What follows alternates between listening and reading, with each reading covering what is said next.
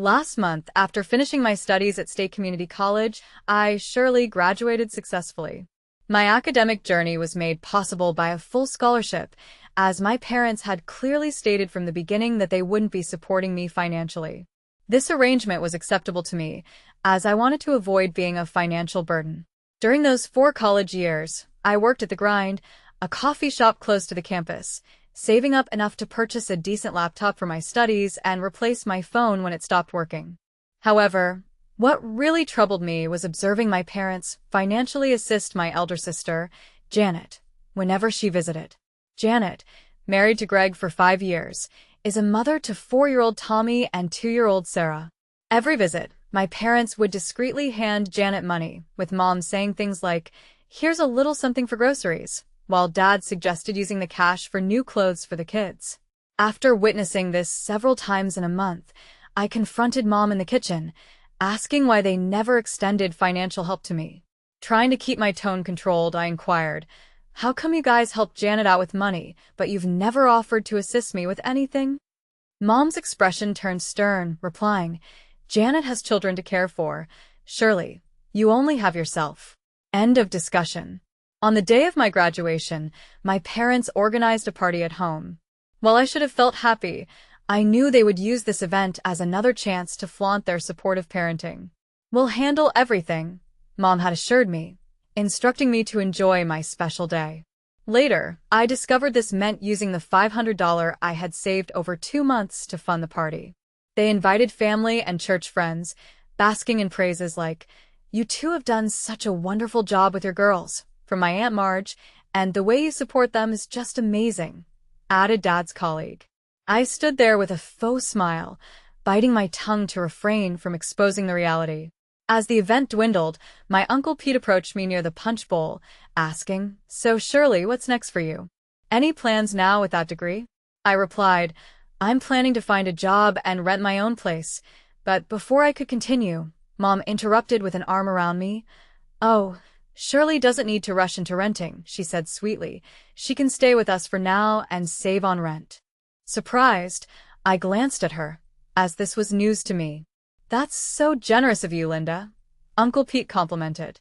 "Rent is quite high these days, making it tough for young people to start out." The following morning at breakfast, my parents revisited the topic. "We meant what we said last night," Dad insisted while buttering his toast. "Stay here while you're job hunting. No need to spend unnecessarily on rent now." Thanks," I mumbled. "I'll think about it." And so I did. Through my job search, I sent countless resumes, soon landing a position at Merchant Trading Company. It was an entry-level role involving data entry and phone duties, but a starting point nonetheless. However, earning $2,800 monthly meant affording an apartment I liked was unrealistic. The affordable options were mostly in the suburbs, involving long commutes of 2 to 3 hours each way. Conversely, my parents' house was just a 15-minute walk to my office. After reevaluating my finances, I hesitantly informed my parents of my decision to stay with them temporarily. "That's wonderful, honey," Mom said, embracing me with what felt like sincere affection. For the initial couple of weeks in my new job, dynamics changed. Mom prepared meals I loved. Dad inquired about my day upon my return home, making me believe they were beginning to appreciate me. Then came my first paycheck. "Shirley, we need to talk," Dad mentioned that evening during dinner, with Mom nodding in agreement. "We're glad to have you here," Mom started. "But you're a working adult now." "Exactly," Dad added. "So, we expect $400 monthly for rent and another $200 for food." Nearly choking on my meal, I thought, $600 a month? That's over 20% of my take-home pay. "Isn't that a bit steep?" I tactfully questioned. "It's much less than you'd pay living alone," Mom countered. I accepted the terms since they included utilities, agreeing without objection. Thus, my new schedule commenced. I worked weekdays, paid my rent promptly at the start of each month, and attempted to save what remained of my earnings. Although my savings weren't growing as swiftly as I'd envisioned, at least they were moving upwards rather than depleting. For a few months, life was stable. Not perfect, but manageable. Then, one evening in October, upon returning from work, I was greeted by a living room filled with suitcases. Janet appeared frustrated seated on the couch. Greg was restlessly pacing. Tommy circled the coffee table, and Sarah cried in my mother's embrace. "What's happening?" I inquired, placing down my purse. Janet glanced at me with a frown. Greg faced a demotion, she disclosed bluntly, and they could no longer afford their apartment. They were moving in temporarily, hoping for improvements.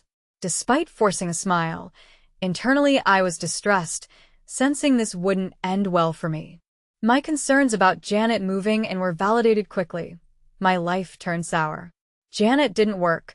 She was at home all day with the children under the guise of caretaking, but the moment I returned from work, she was ready to leave. "Great, you're home," she'd remark mid-departure, leaving me with the kids. Before I could respond, she'd vanish with Greg, meeting friends or shopping, often not returning until late.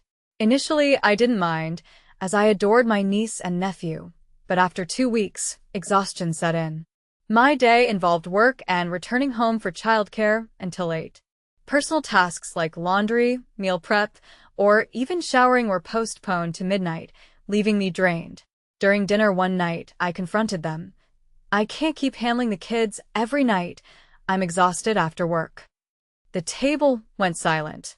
Janet retorted sarcastically, questioning my fatigue compared to motherhood. Dad emphasized family support. "Then why don't you help with the kids occasionally?" I asked, incredulous. "We're too old for chasing around youngsters every evening," Mom replied. For a month, nothing altered. My routine of work, babysitting, and rent payments persisted. My savings, once a source of pride, stagnated. Then, 2 months post Janet's family's arrival, another shock came during dinner. With a serious tone, Dad announced the need to raise my rent due to increased household expenses. They sought an additional $200 monthly. Stunned, I realized $800 represented nearly a third of my earnings. "It's still cheaper than living independently," Dad pointed out. I observed Janet and Greg's lack of contribution silently. "Your sister can't afford rent currently," Mom explained firmly, defending their stance, insisting my single status and lack of obligations meant I should contribute more. Holding my composure, I simply acknowledged, "I see." That night, I began exploring nearby apartments. The lowest price suitable one-bedroom was $1,500 monthly, plus utilities. If frugal, I could manage with my current income, but upfront costs totaled $4,000 for the first and last month's rent and security deposit. Determinedly, I aimed to save rigorously, eliminating unnecessary expenses like coffees, takeout, and new clothes, channeling every spare dollar into my escape fund. Yet, family disruptions continued. A week later, the washing machine broke. Apologetically, Mom sought me out, pleading for financial help to replace it, promising repayment. The household, comprising 5 adults and 2 kids, couldn't rely on laundromats.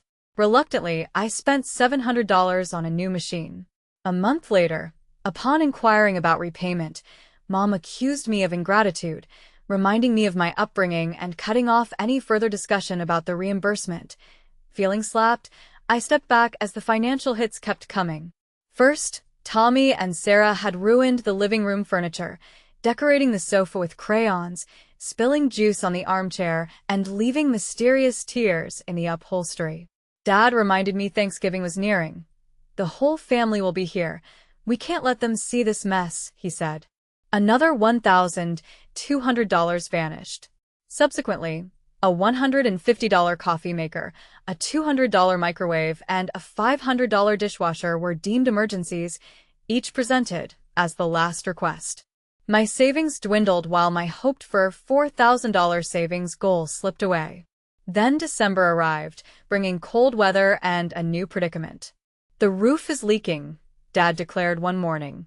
"If it's not fixed by spring, rain could flood the house." I inquired about the cost, already aware of the inevitable answer. Mom quoted $3,000, most of my remaining savings.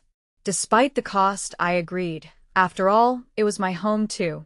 I wrote the check, hands trembling, adding, "I really can't afford any more big expenses." "Of course," Mom assured. This is the last thing, I promise, as Dad nodded. We'll get the contractor next week. But the week passed, and no contractor appeared. When I raised the issue, Dad muttered about scheduling problems, while Mom diverted the conversation. That Saturday morning transformed everything. Late rising, I wandered to find suitcases by the door. Mom, Dad, Janet, Greg, and the kids were busy packing the car. "What's happening?" I asked, groggy. "We're going on a trip," Mom startled replied. "Where?" "Florida," Dad cheerily answered. "Friends lent us their guest house for 2 weeks over Christmas." "With what money?" I questioned. Guiltily, Mom admitted. "We used the roof money. After holidays, we'll save up for repairs." Anger blurred my vision. My money. The $3,000 for the emergency roof repair? "Now, don't make a scene," Dad warned. I was past caring. "I gave you that money saying it was urgent. I've been supporting you for months while I gestured to Janet and Greg, feigning ignorance, "live here for free. If you're short on cash," Mom coldly noted, "work harder or get a second job." "That's what adults do," Janet chimed. They left, leaving me alone in the house, a leaking roof, a heavy heart. As they drove off, I sat by the kitchen table, engulfed in silence. No kids screaming, no Janet complaining, no parental guilt, just silence. Clarity hit me. This would never end. They'd take until nothing was left, not my finances, energy, respect. I reached for my phone, searched contacts until finding Lisa from work. Her sister, looking for a roommate, had intrigued me weeks ago. "Lisa," I started. "Is your sister still searching for a roommate? Could I have her number?" Lisa's sister Megan lived 2 blocks from my office with reasonable rent. "Perfect fit. Lisa mentioned you." Megan welcomed after introductions. "You're reliable and clean. I'd be glad to have you." The next morning, I called movers for same-day service. Walking through the house, I cataloged everything bought myself: the washing machine, living room set, coffee maker, microwave, dishwasher. "Hello," I informed the moving company. "Urgent furniture and appliance relocation needed today." 2 hours later, they arrived. By evening, all I'd purchased adorned Megan's apartment. Thrilled, she marveled, "This is wonderful," as she admired the couch. My place was bare before. "Glad it suits you," I said, organizing my closet. That night, I slept soundly, better than before. My new apartment was compact yet spotless, offering a pleasant view of a small courtyard. What mattered most was that it was entirely mine, at least for a couple of days. After moving in, I would go to work and return to enjoy the serenity of my new place. I hadn't informed my parents about my move. It seemed pointless to do so. Just 2 days before Christmas, my phone vibrated with a message from my mom. "We'll be home tomorrow afternoon. Please prepare dinner." Nothing elaborate, just something warm. I found this amusing, a clear sign they still saw me as their personal chef, maid, and ATM. The following day, I left work earlier than usual and made one final visit to my parents' house. I decided to order from a modest Italian eatery nearby: pasta, salad, and garlic bread. I arranged it all neatly on the dining table, the only remaining piece of furniture in the living room, complete with plates and silverware. After setting everything up, I locked the door behind me, marking the last time I would use that key. On Christmas Eve, I awoke to numerous missed calls and irate texts. Dad inquired about the missing furniture. Mom demanded a call back, and Janet accused me of selfishness for making Mom cry. Ignoring the chaos, I silenced my phone and treated myself to coffee from my new machine. After breakfast and a shower, I eventually called my mom. She picked up immediately. "Shirley, what's going on? You can't just take things from our house." With calmness, I explained, "I haven't taken anything that wasn't mine. Check your credit card statements if you doubt me." "Where are you?" Mom asked next. I replied, "I've relocated closer to work." Her tone shifted from anger to imploring. "Sweetheart, come home. It's Christmas tomorrow, and family should be together." My response was firm. Family doesn't exploit each other. Family doesn't misuse $3,000 for an emergency roof repair to fund a Florida vacation. Mom conceded it was a mistake, promising repayment, and urged me to come home for Christmas. I nearly reconsidered, but Janet's voice in the background, "Tell her we need money for the roof repair now," steeled my determination again. I firmly responded, "I'm not coming back. Not for Christmas, not ever. And there'll be no more financial support for me. The roof is your responsibility." I ended our conversation with a finality. "Goodbye, Mom. Merry Christmas." After hanging up, I blocked all their numbers including Mom, Dad, Janet, and Greg, then powered down my phone completely. I spent the afternoon wandering around my new neighborhood for a long walk. Christmas Day arrived. Megan had departed to her parents for the holiday, so I had the apartment to myself. I enjoyed a hearty breakfast, indulged in Christmas movies, and ordered Chinese food for dinner. Some might view spending Christmas alone as depressing, but I found peace for the first time in years, freedom from being exploited, from guilt, from financial depletion. It's been 6 months since I left my parents' home, months of tranquility, financial saving, and shaping my own life. Living with Megan has been delightful. We share chores equitably and respect each other's privacy. On weekends, we'll occasionally cook together or binge-watch shows, yet there's no pressure or guilt if one prefers solitude. Last month, my cousin Rachel reached out to inform me that my parents obtained a loan for roof repairs. Unsurprisingly, she shared, "Your mom mentioned to mine, framing it like they're struggling because you left." Rachel reassured, "I told my mom the truth about what happened. I hope that's all right." I replied, "It's more than all right. Thank you, Rachel." She also mentioned Janet's family still lived with my parents, but started paying rent and contributing to groceries. Work has been thriving.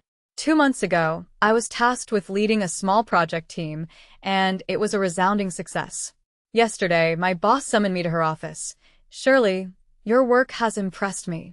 We're establishing a new assistant manager position in the department, and I'd like you to apply for it." Excitedly, I accepted, saying, "That would be incredible." She added, "The position offers a $48,000 annual salary, which is a significant increase." With a $110,000 raise on the horizon, I realized that the possibility of getting my own place was within reach much sooner than I had anticipated.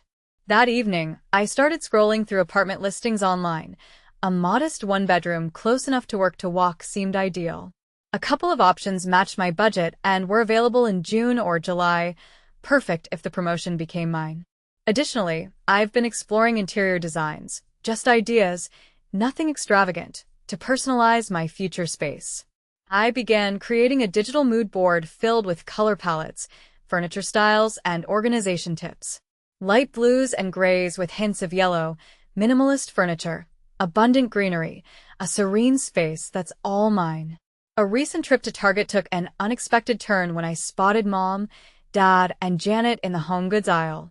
Though I tried to disappear behind a display, Janet noticed me, pointed me out to Mom, who immediately turned the cart away, with Dad trailing without a glance back. It stung, albeit briefly, and then the memories of the financial exploitation resurfaced, causing the pain to fade. Their choices were made, and so were mine. 2 weeks later at the grocery store, I saw Mom and Janet once more, bickering in the cereal aisle. We passed each other without recognition. What was there left to say? Aunt Marge, Dad's sister, and the more sensible family member, called recently. "Your parents are having trouble with their loan payments," she informed me. "They're seeking family assistance. I hope no one was offering the money." "Most of us have wised up," Aunt Marge reassured. "We all heard from your cousin about what they did to you." I wasn't shocked they were hunting for their next source. "Janet and Greg still live with them," Aunt Marge continued, "but 3 months ago, they began charging rent. Janet's incensed. They promised her a free stay." "It's a familiar story," I remarked dryly. "Arguments are routine now," Aunt Marge added. "Your mom rang me last week in tears after Janet called her selfish." The irony drew a chuckle from me. "Will you ever speak to them?" Aunt Marge queried. I exhaled. "Maybe one day, if they ever sincerely apologize and change, but I'm not counting on it." "I understand," she said. "For what it's worth, you've done the right thing." Her understanding was invaluable. Not everyone in the family accepted my parents' narrative. Over dinner last night with Megan, she asked about potential apartments. A couple interests me, I replied. I'm awaiting news on the promotion first. I'll miss you as a roommate, she said, grasping my desire for independence. Thanks for being such a supportive roommate these past 6 months. I felt grateful. That's what friends do, she replied, embodying the essence of true friendship and family, support without exploitation. Today, HR emailed to invite me to an interview for the assistant manager role next Tuesday. The afternoon was spent rehearsing answers and selecting an outfit. Glancing in the mirror after hanging my blazer, I noticed a change. I appeared more self-assured, less burdened. I wasn't just smiling more, but I felt lighter, a feeling absent 6 months ago when I was overwhelmed financially, emotionally, and spiritually. Those who should have loved me instead drained me. Now my life is built on my own terms. I am pursuing a better job, saving for my home, surrounded by respect. Do I miss family? Sometimes. The honest truth is I long for the family I desire, the supportive one like the family Janet had, the one proud of my achievements, but not the actual family I had, who saw me merely as a resource. Perhaps they will change, and we can reconnect one day. Yet, I'm not waiting for that possibility. I'm progressing, and for the first time, my life feels truly mine.